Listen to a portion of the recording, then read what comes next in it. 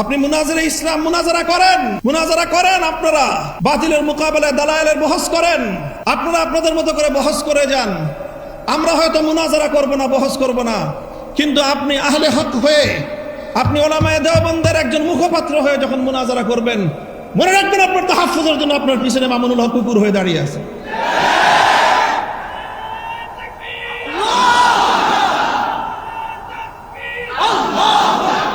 প্রিয় দর্শক, গতকালকে আল্লামা মামুনুল হক সাহেবের একটা বক্তব্য, সেই বক্তব্যটা নিয়ে আমি আপনাদের সামনে কিছু কথা বলতে চাই।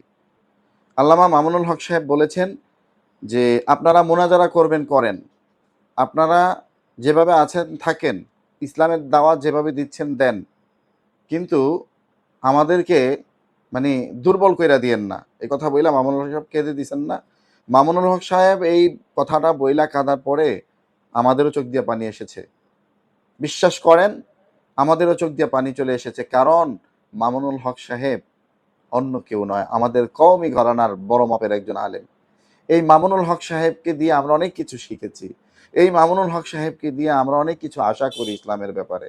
কিন্তু এই মামুনুল হক সাহেব যখন এই ধরনের ইমোশনে আঘাত করে কথা বলেন, ঠিক আছে, তখন আমাদের কলিজায় রক্তক্ষরণ হয়, আমাদের কলিজা কেঁদে ওঠে, আমাদের আফসোস লাগে যে আল্লামা মামুনুল হক সাহেবের মতো ব্যক্তি এইভাবে আমাদেরকে দুর্বল করে দিয়েন না, এই ব্যাপারে কওমি আলেমদের কাছে দাবি করতে পারে।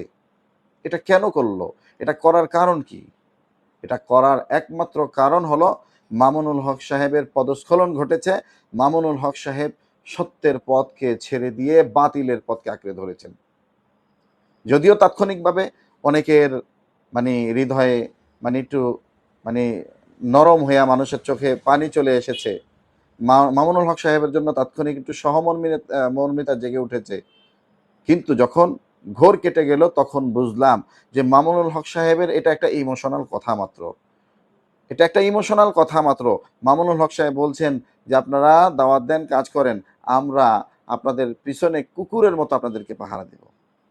আমরা আপনাকে বলতে চাই, আল্লামা মামুনুল হক সাহেব হুজুর, আপনার সমালোচনা করার যোগ্যতা আমি মানেন নাই, আপনার জুতা টানার মতো যোগ্যতা আমার মনে হয় আমার নাই, কিন্তু তারপরও আপনাকে নিয়ে কথা বলার এই দুঃসাহস আমরা কেন দেখাচ্ছি?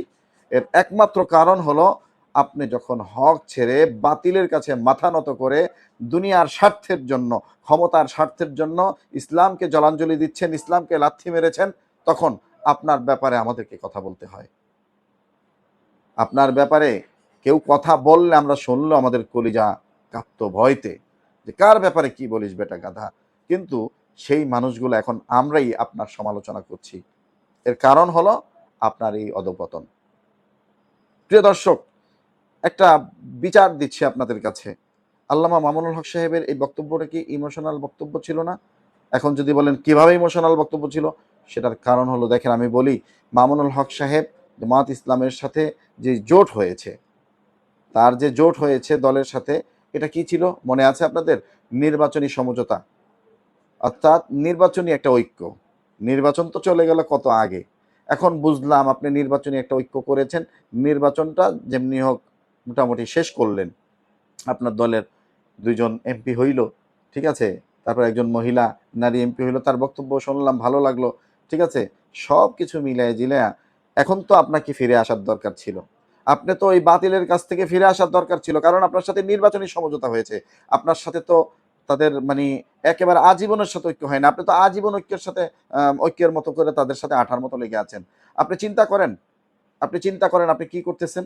আপনি দেখেন, আপনার মতো মামুনুল হক সাহেব যখন একটা মিটিংয়ের মধ্যে উপস্থিত থাকেন, আর সেই মিটিংয়ের সামনে যখন বেগানা নারীরা বসে থাকে, মাথার চুল ছাড়া মহিলারা বসে থাকে, ঠিকমতো বোরকা ছাড়া মহিলারা বসে থাকে, বেগানা নারীরা সেলোয়ার কামিজ পরে একটা রাজপথে সে আন্দোলনের সামনে বেগানা নারীরা বসে থাকে, আর আপনি স্টেজে থাকেন, তখন আপনার কাছ থেকে যে সমস্ত মানুষেরা ইসলাম শিখেছে, আমরা ইসলাম শিখেছি, আপনাদেরকে দেখে অনুপ্রেরণা পেয়ে আমরা কওমি মাদ্রাসায় পড়াশোনা করেছি, আমরা তখন মনে করি ও সমস্যা নেই, মামুনুল হক সাহেব তো এখানে উপস্থিত আছেন, মামুনুল হক সাহেব এখানে উপস্থিত আছেন তার এটা ইসলাম সমর্থন করে। আরে ভাই, আমরা তো কোরআন হাদিস পড়েছি, আমরা বুঝি দেই কি আমরা আপনার এই ব্যাপারে মনে করেন আমরা বিভ্রান্তিতে পড়বো না, কারণ আমরা জানি যেটা না হক সেটা না হকই। কিন্তু বিষয়টা হলো যে এই যে সাধারণ মানুষ যারা, তারা আপনাকে নিয়ে আপনার কাছ থেকে কি মেসেজ নিচ্ছে, আপনার বিবেককে একটু জিজ্ঞেস করেন তো। মানুষ তো আপনাকে মনে করছে যে মামুনুল হক সাহেব যে স্টেজে উপস্থিত সেখানে বেগানা নারীরা হোক, এটা মনে হয় ইসলামে জায়েজ। এটা নিচ্ছে না মানুষ? অবশ্যই নিচ্ছে। আর বাতিলেরা আপনাকে দিয়ে ফায়দা লুটতেছে। আপনি মনে রাখবেন, আজ হোক কাল হোক, তারা আপনাকে ব্যবহার করে টিস্যুর মতো ছুঁড়ে ফেলে দিবে। আপনি যদি প্রকৃত সম্মান পেতে চান, আপনি কওমি ঘরানার আলেম, কওমির কাছে ফিরে আসেন। আপনি কুকুরের মতো পাহারা দিবেন না। আপনাকে আমরা বাঘের সম্মান দিয়ে, অর্থাৎ বাঘের বাচ্চার মতো যে আগে সম্মান করতাম, সেই আপনার প্রাপ্য সম্মানটাকে দিয়ে আপনাকে সামনের দিকে এগিয়ে নিয়ে যাওয়ার জন্য আমরা প্রচেষ্টা চালাবো ইনশাআল্লাহ। কারণ আপনি আমাদের কওমের সন্তান, আমরা আপনার সাথে কখনো বেইমানি করব না ইনশাআল্লাহ। কিন্তু ওরা আজ হোক কাল হোক আপনার সাথে বেইমানি করবে। আপনাকে দিয়ে ফায়দা লুটা শেষ হয়ে গেলে ওরা আপনাকে ছুঁড়ে মারবে। এই জন্য আমি বলি, ইমোশন দিয়ে কোনো কিছু হবে না ভাই। আপনার যে বক্তব্যটা, এটা একটা ইমোশনাল বক্তব্য ছিল, ঠিক আছে? আপনি যদি প্রকৃতপক্ষে ইমোশনাল বক্তব্য না থাকতো, তাহলে আপনাকে সঠিক পথে, অর্থাৎ হকের পথে চলে আসার দরকার ছিল। আপনি তলে তলে ওখানে বাতিলের সাথে বাতিল প্রতিষ্ঠা করবেন, ইসলামকে বৃদ্ধাঙ্গুলি দেখাইবেন, ইসলামকে জলাঞ্জলি দিবেন, ইসলামের ব্যাপারে এই যে বিভিন্ন ইসলাম বিদ্বেষী কর্মকাণ্ড তারা করতেছে এগুলাকে প্রমোট করবেন।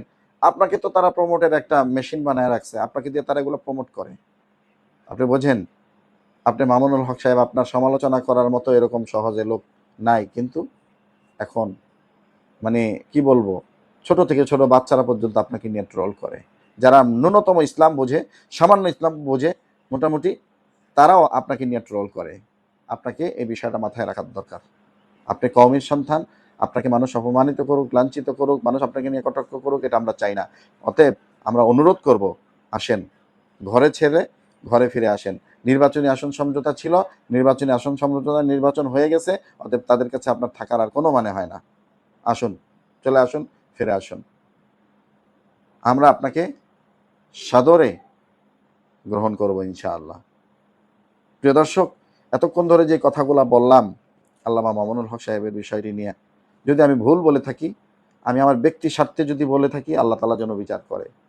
বিশ্বাস করেন, আমি কওমির এই আমার একজন সন্তান, সে আজকে বিপদগামী হয়ে যাবে, তার ব্যাপারে কথা বলবো না। আমি আমার জায়গা থেকে চেষ্টা করেছি। যদি কোনো ভুল বলে থাকি, তাহলে আল্লাহর রাস্তায় আপনারা কমেন্টে একটু জানাইয়া দিন, গালির মাধ্যমে না।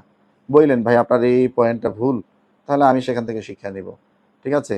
যদি মনে করেন যে না সঠিক কথা বলেছি, তাহলে কওমি ঘরানার যে সমস্ত ভাইয়েরা দেখেছেন ভিডিওগুলা, এবং অন্যান্য যারা আছেন মামুনুল হক সাহেবকে ভালোবাসেন, আপনারা এই ভিডিওটা শেয়ার করে অন্ততপক্ষে, মানে যারা মামুনুল হক সাহেবের সাথে সম্পর্ক আছে এরকম কোনো ব্যক্তির কাছেও যদি এই সমস্ত কথাগুলা যায়, তাহলে মানুষের যে ম্যান্ডেট, মানুষের যে মনের কথাগুলা, এগুলা হয়তোবা আমাদের আল্লামা মামুনুল হক সাহেবের কাছে যায় পৌঁছাইলে হয়তোবা তিনি হয়তোবা এই মানে বিপদগামী ওই পথ থেকে তিনি ফিরে আসবেন। এটাও ইসলামের একটা দাওয়াত হয়ে যাবে। এই জন্য ভাইরা ভিডিওটা অবশ্যই শেয়ার করে অন্যান্য ভাইদেরকে দেখার সুযোগ করে দিবেন। আসসালামু আলাইকুম।